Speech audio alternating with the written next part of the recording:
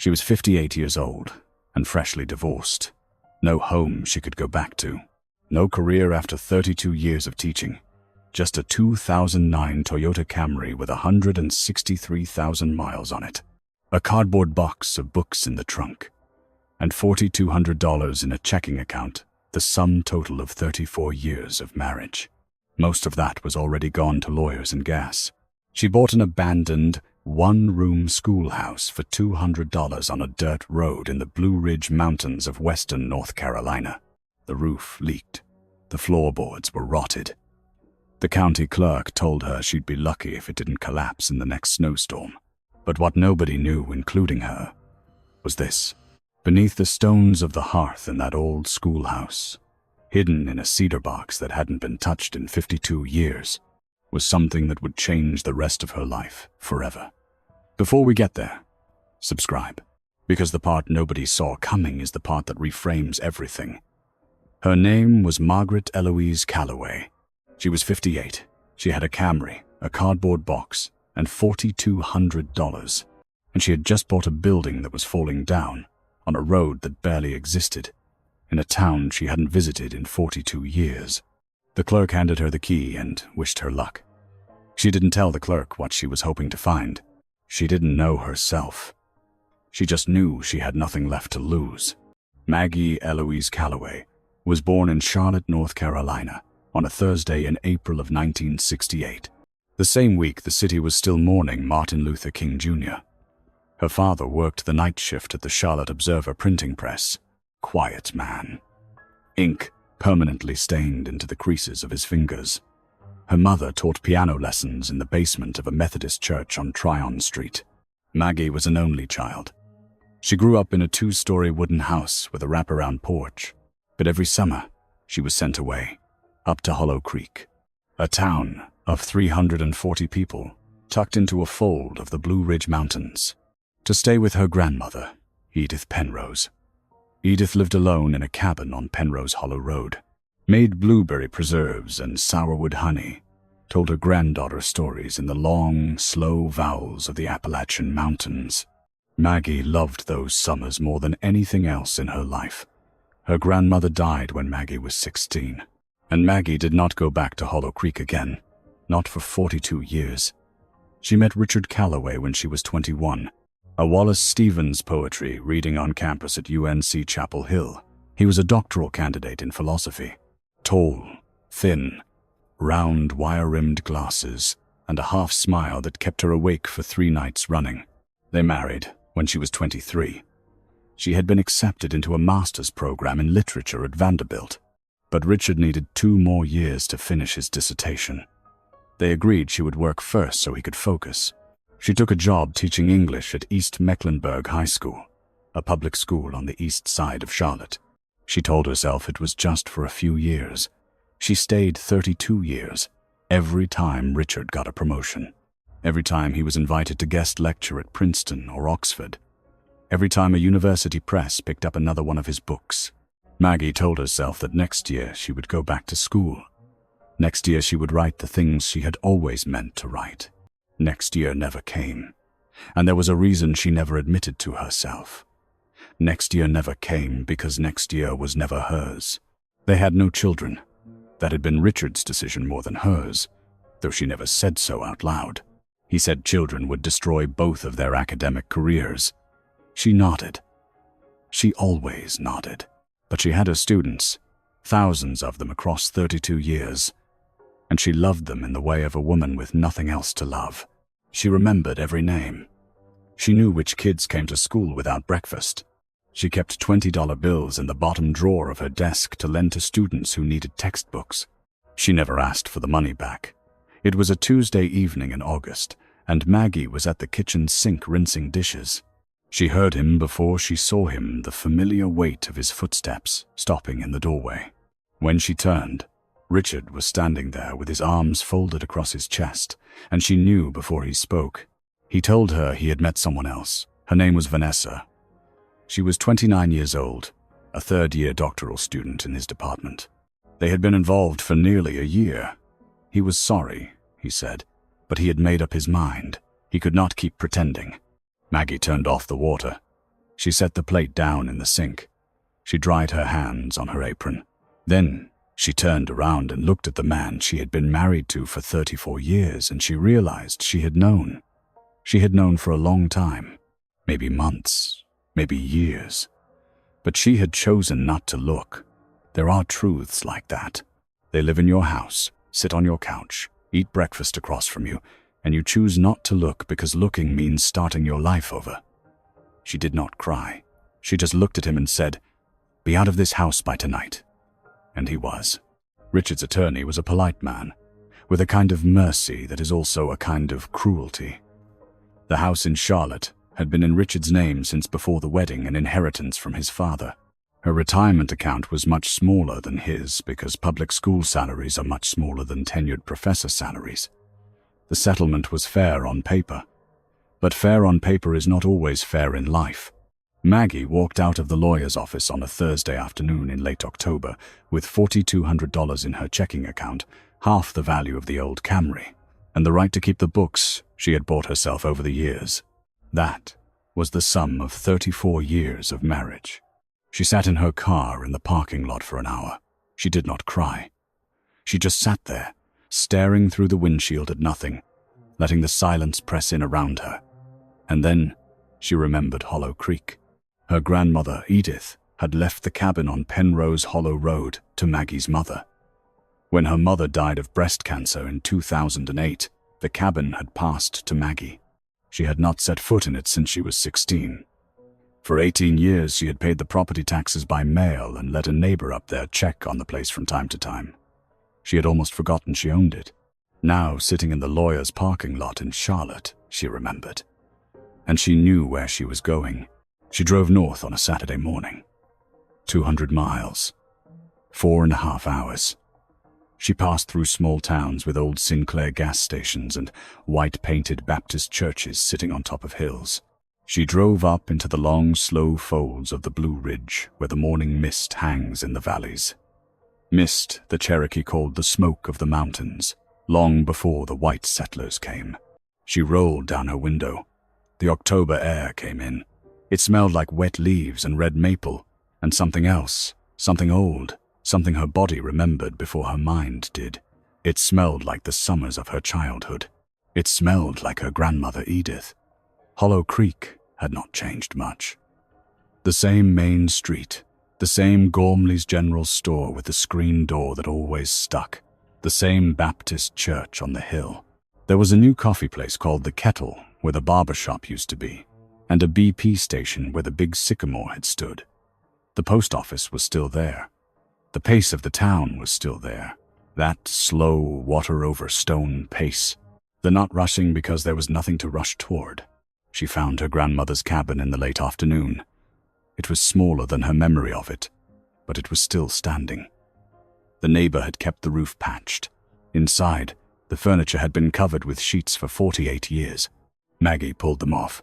Her grandmother's oak rocking chair, the upright piano, the walnut dining table, the fireplace with a wedding photograph from 1928 still propped on the mantel.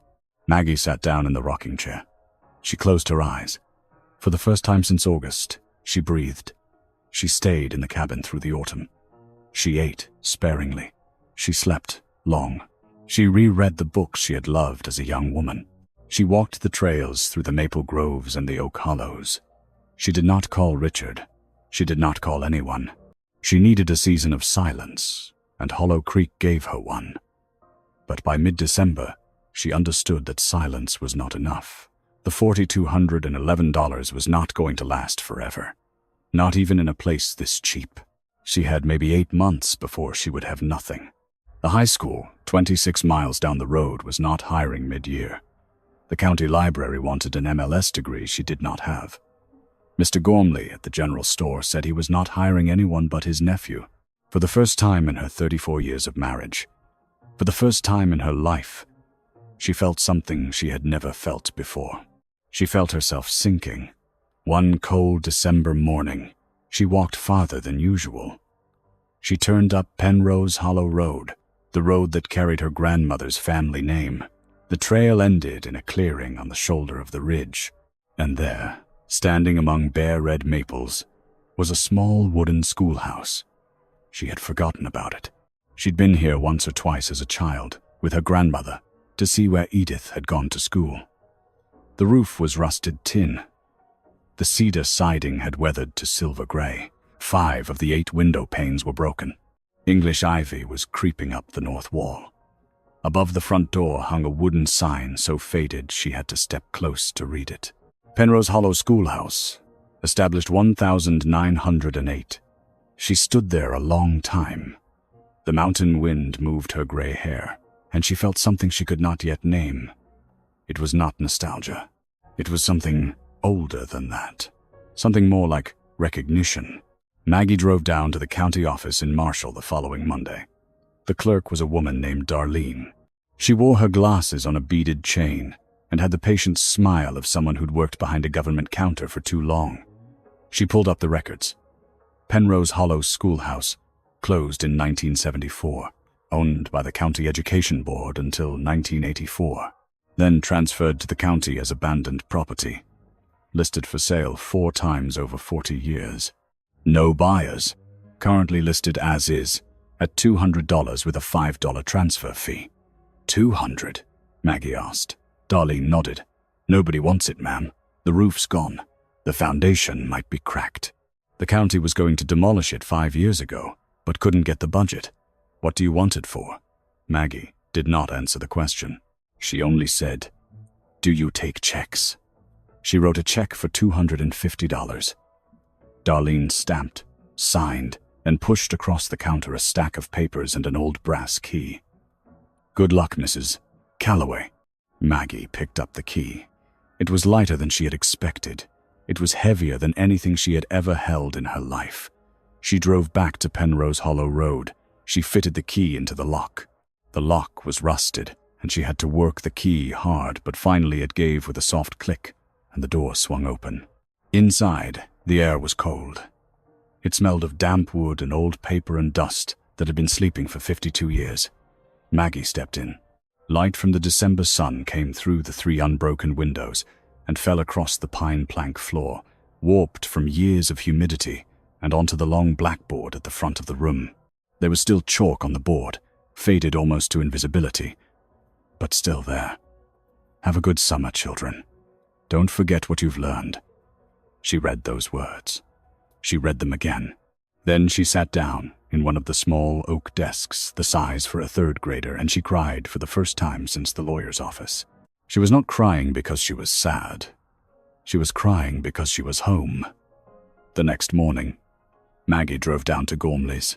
She bought a push broom, a galvanized bucket, 3 packages of cleaning rags, a utility knife, 2 rolls of weatherproof tape for the broken windows, and a pair of gardening gloves. Mr. Gormley looked at the items on the counter and said, "What are you doing out at that place, Miss Calloway?" Word had traveled fast in Hollow Creek. The whole town knew by morning. "I'm cleaning it up," Maggie said. "Did you know Cordelia Ashby?" he asked. "Who?" "The old teacher, Cordelia Wren Ashby. She taught out there from 28 until the school closed. 46 years. She passed that same month, May of 74. Folks said she didn't want to keep living once the school closed." He bagged the items. "She was a good woman, Cordelia. You'll find a lot of her out there, I expect. She had no family to claim her things, so her things are still where she left them." Maggie went back to the schoolhouse with the broom and the bucket and the gloves. She started with the easiest thing. She swept the floor. She had to stop every 10 minutes because her back hurt. She pushed dust and dry leaves and the bodies of dead birds out the front door. She wiped down the row of desks with damp rags. 12 oak desks, 2 students to a desk. 24 children's seats in total. Every desk had names carved into it. Bobby, Lavinia, Henley, Joseph, Terrell, Eunice. Old Appalachian names. Names nobody gave their children anymore. She wiped each name clean and wondered where those children were now, whether any of them was still alive, whether any of them remembered this place. It was the 4th day before she found the first thing. She was clearing out the small back room, what had been the teacher's office, a closet of a space no more than 5 feet square, with a small writing table and a tall metal cabinet. The cabinet was locked. She searched everywhere for the key. In the drawers of the teacher's desk in the main room, in the cracks between the wall boards, on top of the doorframe. Finally, she found it taped underneath the teacher's desk. A trick she recognized immediately because it was the exact trick she had used at East Mecklenburg High for 32 years. Two teachers half a century apart, hiding the key in the same place. Maggie unlocked the cabinet. Inside, stacked neatly on 5 metal shelves, were 46 brown leather journals, each one labeled by hand with a year, 1928, 1929, all the way to 1974. Maggie stood there looking at them for a long time. Then she took down the first one. She opened it. Monday, the 3rd of September 1928. First day teaching. 19 students, grades 1 through 8. The wood stove would not catch this morning. Wood too damp. Henley Pruitt, 3rd grade, has no shoes. Floor is cold for him. I will figure something out. She read on. Tuesday. Henley still has no shoes. I stopped at Birchfield's after school today and bought him a pair of lambskin shoes, size 5, $2.40. I will not tell him the price. I will say the shoes were a giveaway because of a small scratch. He will not ask again. Maggie set the journal down. 46 journals. 46 years. A woman had recorded every pair of shoes, every extra lunch, every child. She sat right there on the floor of the back room, and she read until the light was gone. She slept poorly that night. She lay in her grandmother's bed in the cabin on Penrose Hollow Road, and she thought about Cordelia Wren Ashby, a woman who had been 21 years old in 1928, just out of normal school, who had stood alone in that room with 19 children and no assistant and a stove that would not light, and who had decided in her first week of teaching that she would buy a pair of shoes for Henley Pruitt out of her own salary.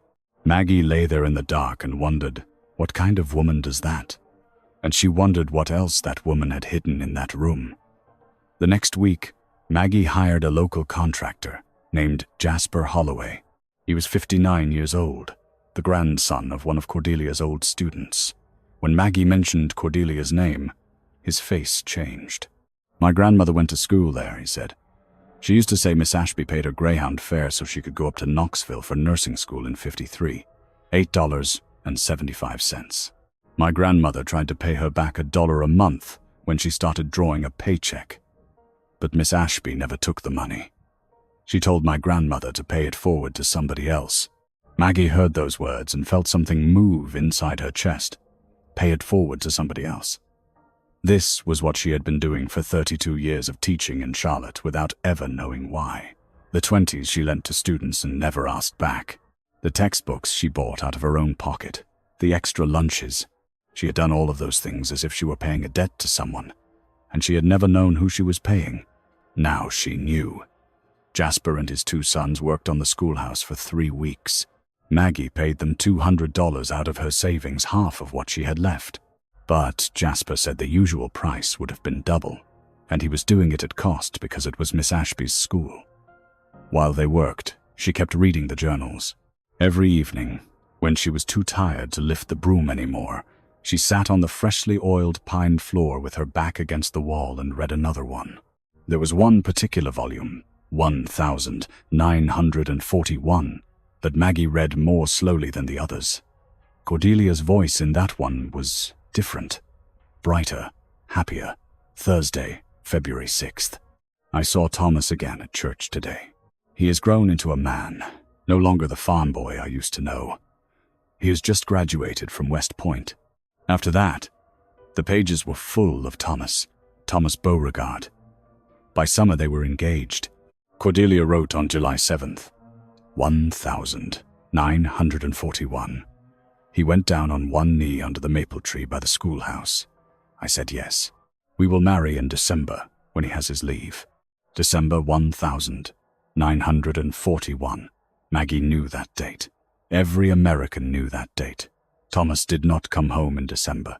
He was shipped out within days of the war declaration. They never married. Cordelia wrote, "He left me a letter before he went. He said that if he comes home, He will marry me the moment he steps off the train. If he does not come home, he wants me to keep living. He does not want me to wear black for too long. He wants me to love again if I can. But I do not think I will love again. I cannot imagine it. The 1944 journal had 4 blank pages, June 8th through June 12th. Then a single page in handwriting that was not quite Cordelia's. The telegram came today. He fell at Normandy on the 6th. They could not find his body. I do not know what to write. I am going to lie down. Maybe I can write tomorrow. She did not write tomorrow. She did not write for 3 weeks. The next entry was June 29th. I went back to the school today. I sat at the desk Thomas had when he was in 5th grade. The desk still has his name carved into it. TB 1929. He was always careful with his lettering. I am not crying anymore. But I know I will keep teaching here. I will keep teaching until I cannot. I will teach these children. I will become the thing Thomas was fighting to protect. Maggie set the journal down. She could not read any further that night. She sat in the dark schoolhouse and cried for a woman she had never met. A woman who had been dead before Maggie was born. A woman who had loved a man named Thomas Beauregard and lost him at Normandy at the age of 26, and had spent the next 30 years of her life teaching other people's children. Maggie thought about Richard. About 34 years. About all the times she had nodded. All the times she had waited. All the times she had told herself that next year would be hers. Cordelia had never had a next year. Cordelia had 3 years with Thomas, never married. And Cordelia had not wasted a single hour. Maggie had wasted how many? In early February, she found the 2nd layer. She was repairing the cast-iron wood stove in the center of the room, an old Vermont castings unit from the 1920s that she wanted to bring back into service. She was pulling up the hearth bricks around the stove to check the foundation underneath. One brick on the southeast edge sounded different when she tapped it. She pried it up. Beneath it was a small recess in the floor, and in the recess was a cedar box wrapped in old canvas. She lifted it out. The canvas was dry and brittle, but the box itself was intact. Cedar keeps everything inside dry. Maggie opened the box. Inside were hundreds of letters. She sat down on the floor and counted them. 407 letters. Every envelope addressed to Cordelia Wren Ashby, Penrose Hollow Schoolhouse, Hollow Creek, North Carolina. The stamps were old from the 1940s through the early 1970s. Letters from Knoxville, from Asheville, from Charlotte, from Atlanta, from Saigon, from Pleiku, from Tokyo, from Berlin, from Seoul, from every corner of the world where Cordelia's children had been sent. Maggie opened the first letter. Dear Miss Ashby, this is Marlene Holloway. You helped me get to nursing school in Knoxville last year. I graduated this week. I'm going to be working at St. Mary's Hospital in Knoxville starting next month. I don't have anything to send you but this thank you. But I named my first daughter Cordelia. I hope you don't mind. I'll tell her about you when she's older. Love, Marlene. The second letter. Dear Miss Ashby, I'm writing from Vietnam, Quang Tri Province, the 18th of August, 1968. This is Tyrell Bradford. Do you remember me? The one who used to fall asleep in history class? I'm sitting in a bunker tonight and I keep thinking about your classroom and the book you lent me about Frederick Douglass. I still have that book. I keep it in my pack. I read it on the nights I can't sleep. Thank you, Miss Ashby. I'm coming home, I promise. It took Maggie 3 weeks to read all 407 letters. She read in the evenings sitting in her grandmother's oak rocking chair, which she had moved into the schoolhouse under the light of a kerosene lamp because the electricity was not yet hooked up. She read about Henley Pruitt, the boy with no shoes, who had become a welder in Asheville and had 4 grandchildren. She read about Joseph Bellamy, who had become a surgeon in Atlanta, who had offered to pay for Cordelia's mother's cancer treatment, though Miss Ashby had never accepted. She read about Eunice Plemons, who had become the first woman mayor of a small town in eastern Tennessee. She read about Lavinia Bryson, who had become a poet and had dedicated a book of poems to Cordelia in 1972. She read about hundreds of lives that Cordelia had quietly touched. Each one of them had thought they were the only one. Each one of them had believed that Miss Ashby had changed their life, not knowing she had changed hundreds of lives the same way. That is how quiet kindness works. It does not announce itself. It accumulates over time, one life at a time, and it becomes a number only when somebody finally sits down to count. Subscribe, because what Maggie found next under the schoolhouse floor changed everything she thought she knew about the woman who had lived there. The third layer came in early March. She was clearing out the teacher's desk, the big one at the front of the room where Cordelia had sat for 46 years. The top drawer was locked, and she could not find the key anywhere. She had to use a screwdriver to pry it open. Inside was a single ledger book bound in pale blue cloth. No name on the cover, no label. She opened it. The first page, dated 1928, had a single phrase written across the top in Cordelia's careful schoolmistress hand: money spent on the children. That was the entire title. Below it, in neat columns, dates, names, reasons, amounts. Shoes, $2.40.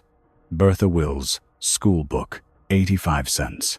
Joseph Bellamy, winter coat, $3.50.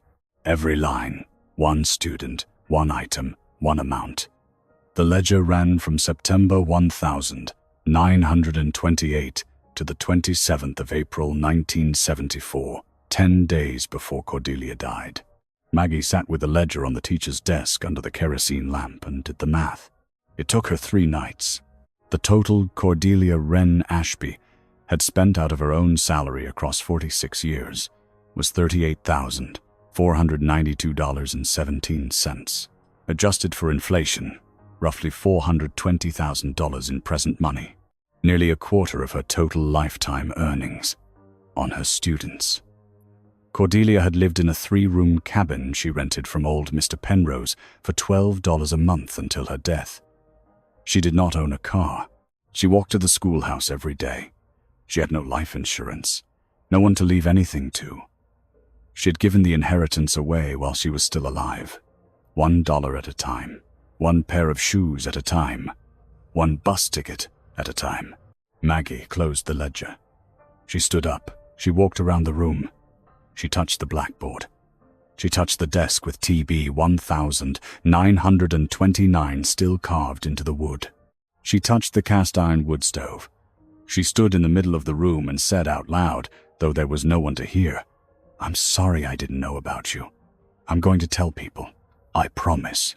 And that was when Bradford Whitlock III showed up. He drove a white Range Rover up Penrose Hollow Road on a Tuesday morning in late March. Red mud splashed up the sides of his clean white vehicle. He stepped out wearing a navy suit that was too new for the mountains, Italian leather shoes, a Rolex Submariner, Ray-Ban aviators, 52 years old, hair dyed dark, the kind of artificial tan a man gets at a salon in Charlotte. He smiled when he saw Maggie at the schoolhouse door. It was the smile of a man who had spent 20 years selling real estate. "Mrs. Calloway, is that right?" "Bradford Whitlock III, Whitlock Mountain Resorts. I tried to call you a few times but couldn't get through. I thought I'd just drive up. I'll get right to the point. I represent a development group. We've already built luxury resorts in Asheville and Banner Elk, and we're expanding. Your property, the 11 acres here, combined with 3 adjacent parcels we've already optioned, would be the perfect site for our newest mountain wellness spa. I'm here to offer you $185,000 cash. Closing in 30 days. Maggie did not say anything for almost half a minute.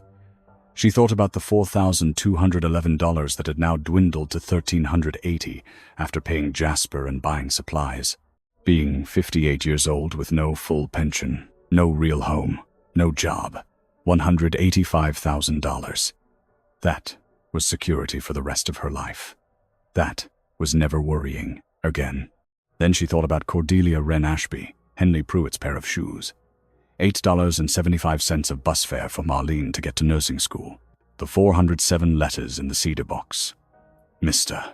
Whitlock," she said, "do you know anything about this schoolhouse?" Bradford shrugged. "Old building.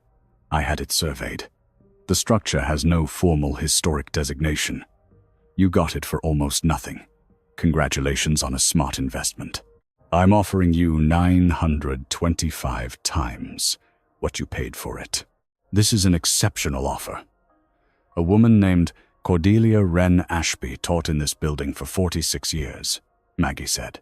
She spent close to $420,000 of present value money out of her own salary to buy shoes, books, bus tickets, and hospital bills for poor children. There are 407 letters from her former students in this room. Her fiancé died at Normandy in 1944. She never married anyone else. This is not an old building, Mr. Whitlock. This is the monument of a life. Bradford nodded patiently.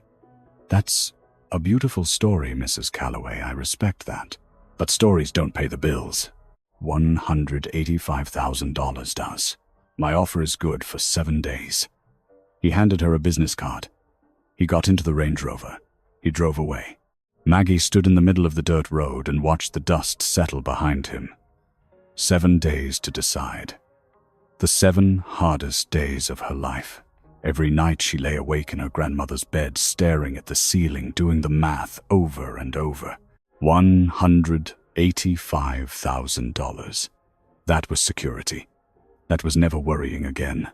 That was a future. But then she thought about Cordelia. Maybe Cordelia would have wanted her to sell. Maybe the money could continue the work in a different way. Maybe she could endow a scholarship. Maybe that was the wise thing.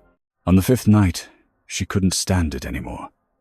She walked to the schoolhouse in the dark with a kerosene lamp. She opened the metal cabinet in the back room. At the bottom, behind the journals, sat a small iron strongbox. The one box she had not yet opened, because she knew she had known from the first time she saw it that whatever was inside was the most sacred thing in the room. She carried it to the teacher's desk. She set it under the lamp. The lock was old and simple. She worked it with a paperclip until it clicked. Inside, there was a letter from the War Department, dated July 8th, 1944, notifying Miss Cordelia Wren Ashby of the death of First Lieutenant Thomas Beauregard at Normandy. There was a purple heart. The serial number stamped clearly on the back.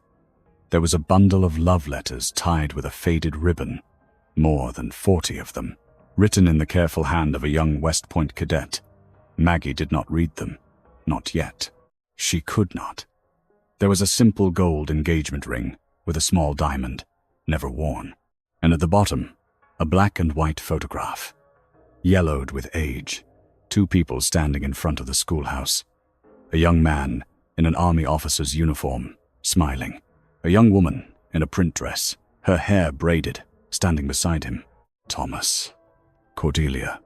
They were young. They were in love. They did not yet know what was coming. Maggie held the photograph. She cried for a long time. She cried for Cordelia. She cried for herself. She cried for every woman who had ever loved and lost and kept going. When she stopped crying, she knew. She called Bradford Whitlock on the morning of the 7th day. "Mr. Whitlock, I've made my decision. I'm not selling. I'm never selling. This schoolhouse isn't mine to sell. It's the legacy of someone else, and I'm only the one who keeps it." Bradford was silent. Then he said, "Mrs. Calloway, you're making a serious mistake." "I hope so," she said. "Goodbye." 2 weeks later, Maggie drove down to the county office in Marshall. She brought everything with her. Cordelia's ledger. All 407 letters, the 46 journals, the iron strong box with Thomas Beauregard's purple heart, and the love letters tied in faded ribbon. She met with a local attorney named Eunice Plemons, 57 years old. Not the former mayor herself, but her daughter. Maggie told her the whole story. It took 2 hours. At the end, Eunice took off her glasses, wiped her eyes, and she said, "I'll do this work for free. My mother wrote to Miss Ashby in 68. I read that letter when Mama passed in 93. This is the right thing." So they submitted Penrose Hollow Schoolhouse to the National Register of Historic Places. The application took 8 months. But in December of the following year, the schoolhouse got its official designation, federally protected. It could not be demolished. It could not be sold for commercial development. Bradford Whitlock never came back. His resort got built in a different valley, 28 miles away. Maggie did not stop there. She founded a non-profit, the Cordelia Wren Ashby Foundation. She used her last $500 to file the paperwork. The first donation came from Jasper Holloway. He returned the money she had paid him for the roof work, said it was the foundation's first gift. Then she wrote to the former students. She had kept the return addresses from all 407 letters.